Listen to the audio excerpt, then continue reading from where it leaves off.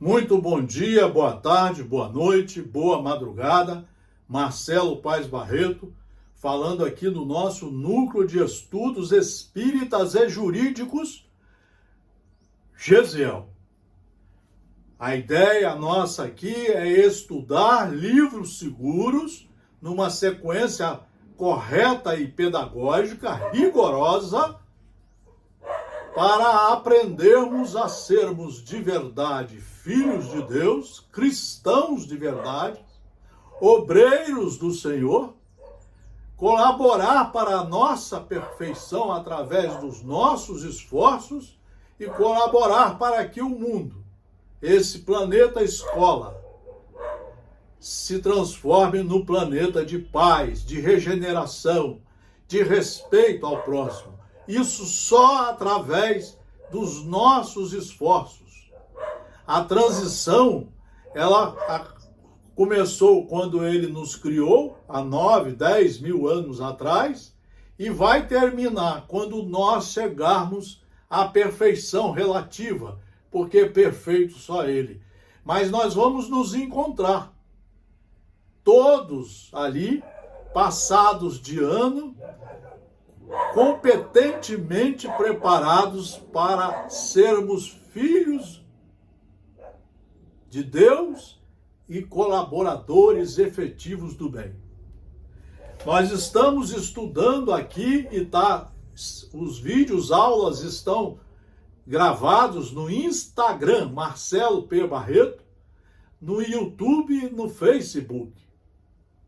Só no YouTube tem mais de 400 vídeos aulas. Então nós estamos estudando as leis morais.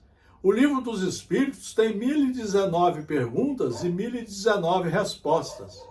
Mas existem, nas entrelinhas, mais de 5.000 itens a serem estudados. Por isso que é a verdadeira universidade da alma.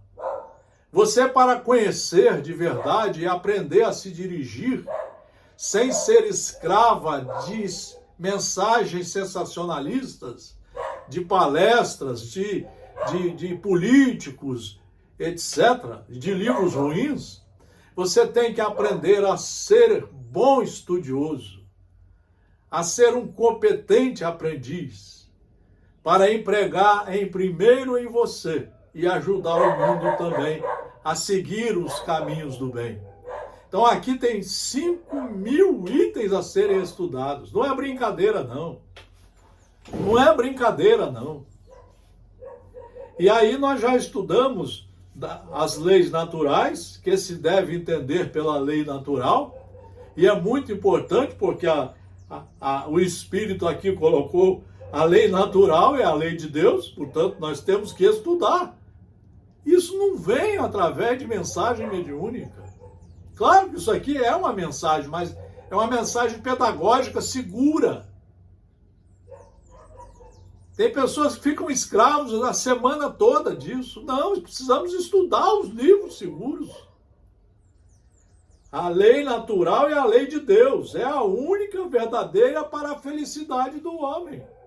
Isso nós precisamos entender melhor, estudar melhor. Esses são os 5.000 itens que estão aqui para nós entendermos. Né? Depois nós já vimos isso tudo, né? A importância das reencarnações para nós irmos aprendendo cada vez mais as leis de Deus, passando de anos. Não é para obter títulos, é para poder chegar um momento e nos conscientizarmos de que sabemos nos dirigir para o bem, pelos nossos próprios raciocínios, nossos próprios esforços. Também estudamos sobre o bem e o mal. Vejam, a moral é a regra de bem proceder. Logo, você precisa conhecer quais são essas leis. É isso que a gente não vê as pessoas querendo estudarem. Elas se apegam nos livros sensacionalistas, né? E esquece que a transição nossa é dia a dia, estudando. Cada dia que você estuda 1 hora, 2 horas, 3 horas, 4 horas, e verifica no outro dia que aprendeu um pouco, você subiu um degrau na transição. É isso que é transição pedagógica. Não precisava escrever livro sobre isso. Isso está explicadinho aqui. E aí, nós estamos terminando esse capítulo, né, da divisão da lei natural nas leis humanas. E aí nós vamos ver que Allan Kardec, quando publicou o livro O Céu e o Inferno, ou A Justiça Divina à Luz da Doutrina Espírita, doutrina espírita é fundamentalmente ciência, porque esclarece as coisas. É fundamentalmente filosofia, porque explica de forma pedagógica a verdade. E é fundamentalmente religião, porque através desses ensinamentos da ciência e da filosofia, nos mostram o caminho para o encontro com Deus. Allan Kardec, quando publicou esta obra, que é dividida em 2 partes fundamentais, ele teve a autorização para escrever os princípios da doutrina espírita sobre as penas futuras. Depois dele estudar muito, e estudava mais de 8, 10, 12 horas por dia, depois de aprender muito sobre as leis de Deus, sobre a lei de justiça, a lei de causa e efeito, sobre o bem, sobre como raciocinar de acordo com a verdade, como saber utilizar a fé raciocinada, porque é embasada nos estudos verdadeiros, seguros. Ele entendeu de escrever para nós, isso aqui é dele, o Código Penal da Vida Futura. Então, nesse Código Penal, ele fez algumas conclusões daqueles 5.000 itens que estão ali no Livro dos Espíritos. E aí ele diz: a alma ou espírito sofre na vida espiritual após a morte. Então, a morte, o espírito continua com todas as suas obras, com todas as suas bagagens. Ele vai ter que, em algum momento, despertar para fazer uma análise de como foi a última encarnação. Se ele ficou reprovado, se ele piorou, se ele se atrasou na escola, ou se ele se adiantou para o bem, conquistando um lugar a mais como filho verdadeiro de Deus.